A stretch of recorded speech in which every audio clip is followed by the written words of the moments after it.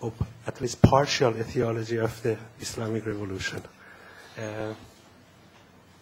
Our next speaker is Professor Farhad Kazemi, a very good and old friend of Tel Aviv University and the Center of Iranian Studies.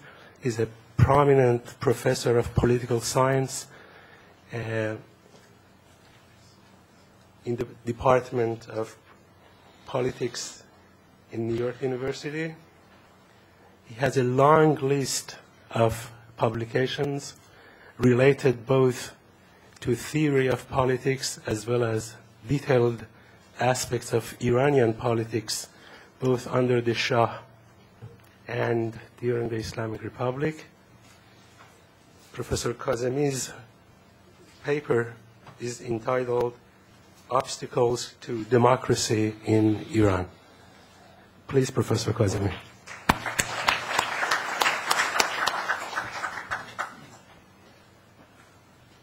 Thank you very much. It's a pleasure to be back in Israel with my some very dear friends, of course, David Yerushalmi, especially David Menashri, whom I've known for a long, long time. My paper is probably more related to Professor Abineri's topic than to Professor Milani's. I have somewhat similar views and perhaps a bit of a different interpretation. The topic of democracy in Iran is vast and cannot be readily summarized. Iran has had, as Professor Abineri said, one of the first constitutional and pro-reform movements in the region, beginning with the Reuter concession in 1872 and ending with the constitutional revolution of the early 20th century. Furthermore, during the oil nationalization era, Dr. Mossadegh, of the early 1950s, an important social movement with widespread participation and with pro-democratic features emerged on the scene. The pro-democracy movement was once again manifested, even though very briefly, in the early 1960s. These movements finally found a more direct expression in the early stages of the revolution of 1979. Although a persistent authoritarian streak lived side by side with constitutionalism, the ideas of democracy and reform have been part and parcel of Iranian politics for some time.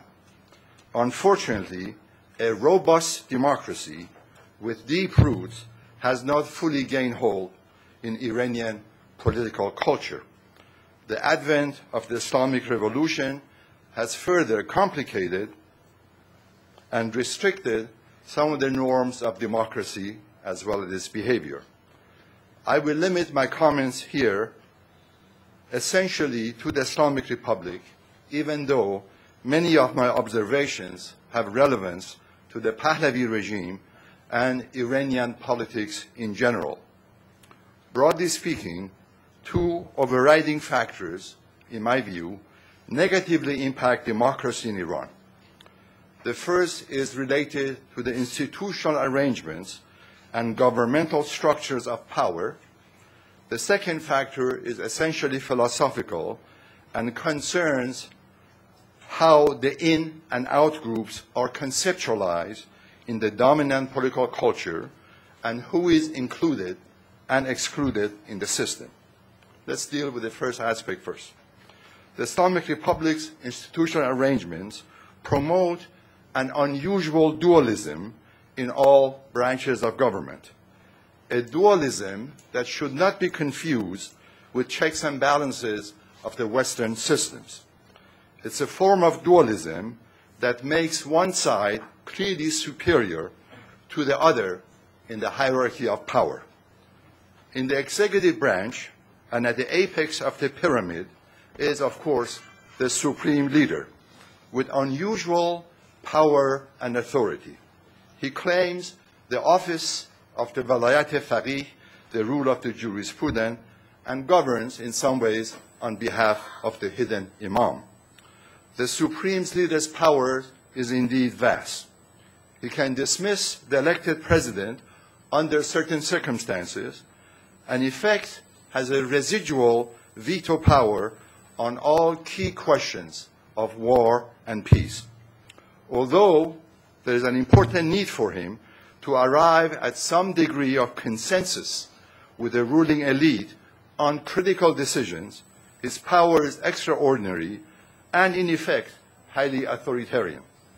Moreover, he appoints the head of the judiciary, leaders of both divisions of the armed forces, Revolutionary Guards and the regular military, directors of the state-run Islamic foundations, the Bunyads, and other key government institutions. In other words, the office of the supreme leader combines religious, governmental, military, and economic functions in an individual who is not chosen by direct popular vote, but rather through the assembly of experts, 86 elected clerical members. This dualism also persists in the military, even though a major effort was made at the conclusion of the Iran-Iraq War to bring to an end the anomalous situation of having two separate armies, the Revolutionary Guards and the conscripted army, in a combined fashion. The combined headquarters was established in 1989 with a dominant position given to the Guards commanders. Although this technicality ended the dualism of Iran's military on paper, it also reaffirmed the preeminence of the Revolutionary Guards in military matters. The Guards' proven commitment to the clerical rule and their ideological posture of revolutionary Islam has reconfirmed their leadership role in the armed forces. It has probably also reduced, if not eliminated, the possible emergence of a potential challenge to the regime from the ranks of the regular military. This dualism further extends to the legislative branch, where there is both an elected parliament as well as the institution of the Guardians' Council, where one half of its 12 members are appointed by the supreme leader. The other 6 are recommended by the head of the judiciary, yet another appointee of the supreme leader. According to the Constitution, the Council ensures that the Parliament does not pass any laws that are not in conformity with Shi'i Islamic precepts. The Council has used its judicial review rights and veto power on several occasions to nullify laws that were deemed to be contrary to Shi'i Islam. The Council has also come to play a central role in judging the qualifications of those who stand for elections to the legislative bodies. It has rejected many electoral candidates, including some of those who had previously been members of the Parliament. It makes no public statements about the reasons for its rejections, other than repeating the lofty notion that it is preserving the Islamic character of the Iranian nation. Free elections and contestation for power are the sine qua non of democracy. Wherever there has been a sense of efficacy on the part of the voters in Iran, that is, my vote counts, voter turnout and participation has been high. The abuse of power by the unelected Guardians' Council has resulted in a systematic undermining of elections, a weakened parliament, and persistence of authoritarian streak of the ruling clique.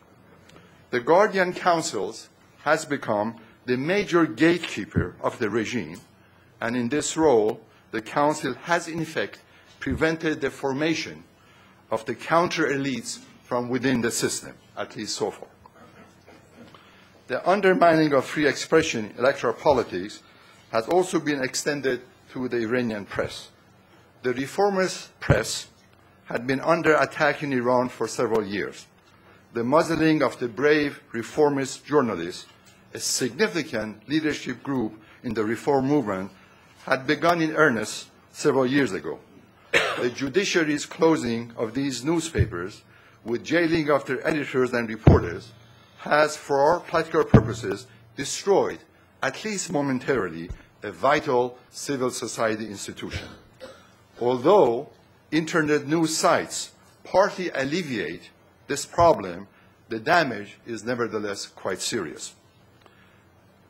A prominent culprit that has worked to undermine civil society in Iran, whether it is in the electoral politics or press relations, is the Iranian judiciary, which is again under the direct control of the supreme leader and serves as the chief instrument of conservative control and domination. In my view, no institution has done more damage to reform and civil society in Iran than its judiciary. By use of its immense authority and power, the judiciary has created a system that can be called, quote-unquote, legal violence. That is, extra-legal and extra-administrative violence that emanates from the institution of the state with full support of those at the apex of power. The judiciary's extra-legal power is further sustained by a system of laws and regulations that pay scant attention to procedural norms, the right to counsel, and other basic rights. The problem is further exacerbated with the judiciary's harsh actions routinely extending to issues of gender, religious minorities, and the like. I would like to summarize this first section of my presentation by pointing out that in Iran, it is ultimately the power of the state that shapes society. It is clear that the Iranian state has been gaining power over society in the past several decades, and even before that. The key date for the finalization of this development is January 1988, when in a dramatic decree, the undisputed religious and political leader of the country, Ayatollah Ruhollah Khomeini, declared that the state can even destroy a mosque should its survival be in jeopardy and the interests of the community require it. Khomeini's decree gave the final seal of approval and sanctioned the state's dominance over civil society. A cynic can attest with some degree of justification that Khomeini's act puts theocracy on its head. Now religion serves the state, not the reverse. Now let me go to my second part, which is the concept of inclusion and exclusion, who is in and who is out. I will approach this second segment by contrasting two critical societal norms, norms of inclusion and norms of exclusion. Norms of inclusion are universalistic and apply to essentially all members of society. Norms of exclusion emphasize differences and basically benefit a well-defined subgroup in the social order.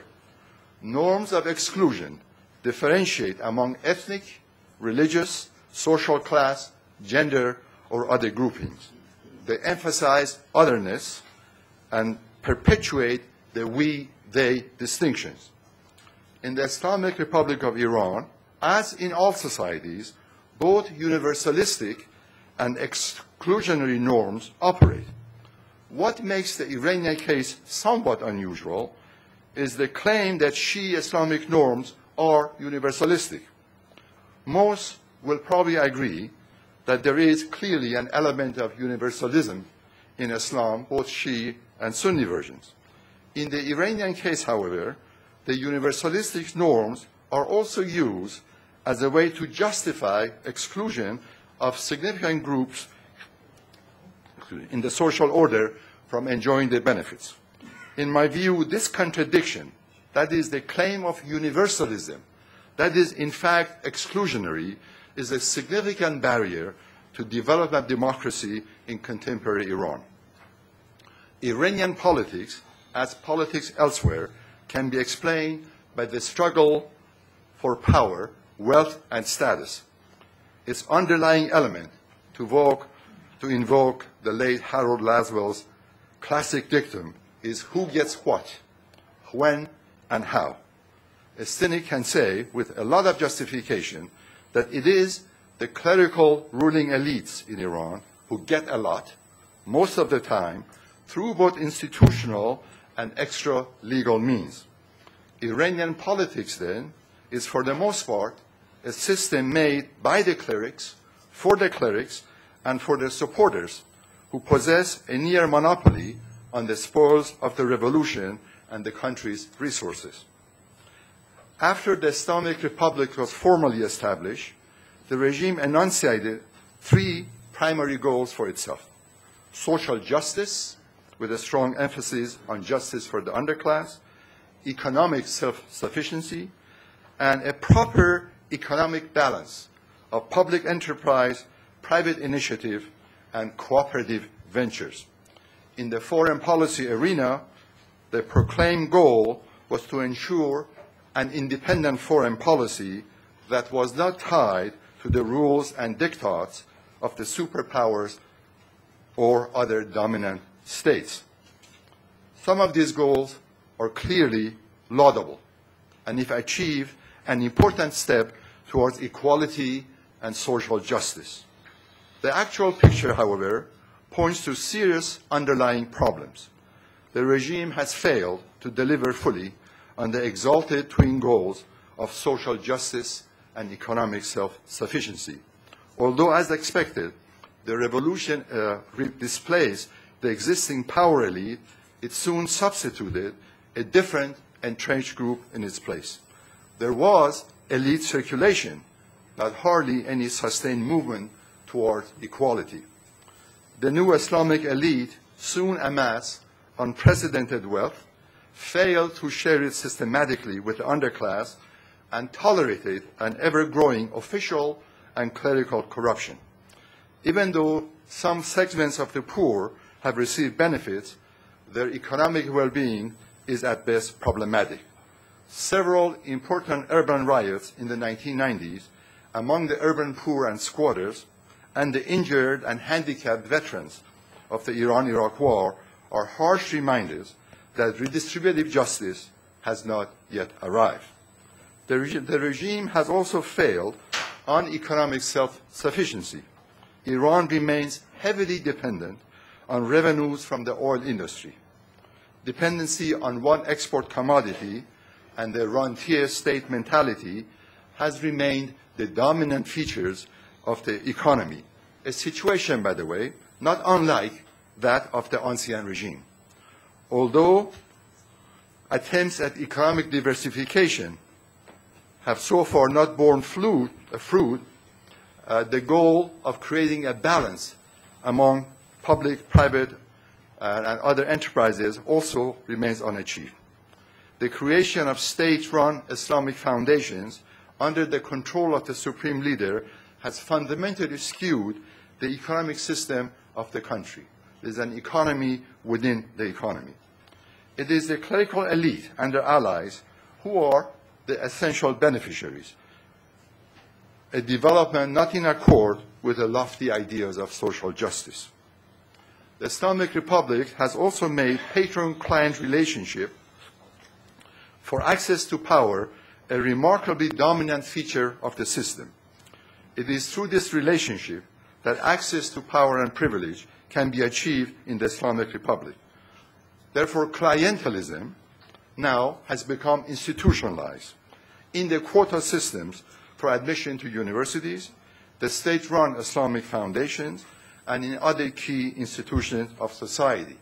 To be sure, some of these features were also present in the Pahlavi Iran, but now the familial and blood ties of the ruling elite in Iran have become much more significant and dominant in politics. The problems of inclusion and exclusion are particularly poignant in the regime's conception of who is a citizen and who benefits from its fruits. In Islamic Republic's view, citizenship is a conditional entitlement that is defined by the level of support to the state and the Islamic community. This conception of citizenship is in many respects highly illiberal, in the sense that the community rather than the individual takes precedence. Such a view allows, potentially at least, for intermittent and systematic violation of individual rights when they are perceived to serve the larger purpose of a well-defined community. There are additional structural limitations that have been placed on citizenship of two other significant groups in society, women and religious minorities. The revisions and changes in the country's legal system after revolution in both civil and criminal codes have formally made women second-class citizens. The state has used the legal system to emphasize the norms of gender differences. This has taken several different forms, and the state has had to backtrack under pressures from women groups, but nevertheless, this has been an ongoing problem. More importantly, the regime's adoption of the Islamic Code of Retribution, the Bill of Vengeance, in 1981, has formalized women's status as second-class citizens. This far-reaching law, with serious implications for both women and religious minorities, is based on the biblical concept of the talion, which views crime as a violation of a victim's right and removes the state as the primary actor in criminal cases. The law entails extensive and elaborate procedures for retribution and depends heavily on the testimony of witnesses. Article 33 of the law elaborates on testimonies and witnesses in murder trials. It proclaims unequivocally that the woman's testimony is equivalent to no more than that of a man's. Furthermore, no female testimony, no matter how numerous, is acceptable unless it is sanctioned by a male witness. As we know, Iran's population is overwhelmingly Shi'i Muslim, with important Sunni groups of estimated several millions. In addition, of course, the religious minorities are Baha'is, Christians, Zoroastrians, and Jews. The unrecognized Baha'is are excluded from the census data. This non-recognized, non-Muslim minority has really been the main victim of many of the laws of the society. But other religious minorities, while accepted and given representation in the parliament, are excluded from high-level positions in the executive, judicial, or legislative branches. It is within this religious context that the norms of Shi'i Islam have become the defining characteristic of political and social system. Of course, any religious minority is disadvantaged in a society when the norms of another religion is dominant and forcefully put into place.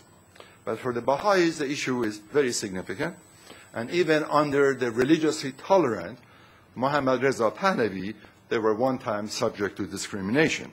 But now that has become very substantial. The Baha'is believe in progressive revelation, which means that no one revelation has finality, has really become the justification, the rationalization for the exclusion. Of course, for the Jews, there is additional problem of association with the state of Israel, which ipso facto is detrimental to their well-being. The departure of more than two-thirds of the Jewish population since the revolution, including almost the whole leadership caste, creates a major problem for them. Let me conclude these comments by going back to Professor Avineri's presentation with a note of hope. I'd like to interject this because I don't believe democracy is lost in Iran.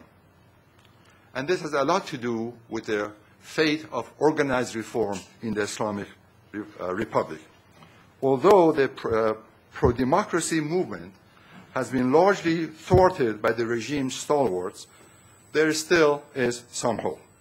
The Iranian polity has been highly politicized in the past several decades. It has experienced too many changes and transformations, including extensive mobilization for revolution and for war, to assume that it will indefinitely tolerate a system not fully accountable to the masses. More importantly, two groups continue to provide foot soldiers for the reform movement whenever there are opportunities. These are, of course, the youth and the women of Iran, who will most likely become the standard bearers for change and democracy in this society. The Iranian road to democracy and reform is problematic, but again, not lost. The support for reform has roots in Iranian society, and in many ways, it resembles a social movement that refuses to die out. As one of the most important reformers said publicly not that long ago, after one of the heavily orchestrated and controlled parliamentary elections, he said, "Reform has died, long live reform." I second that. Thank you.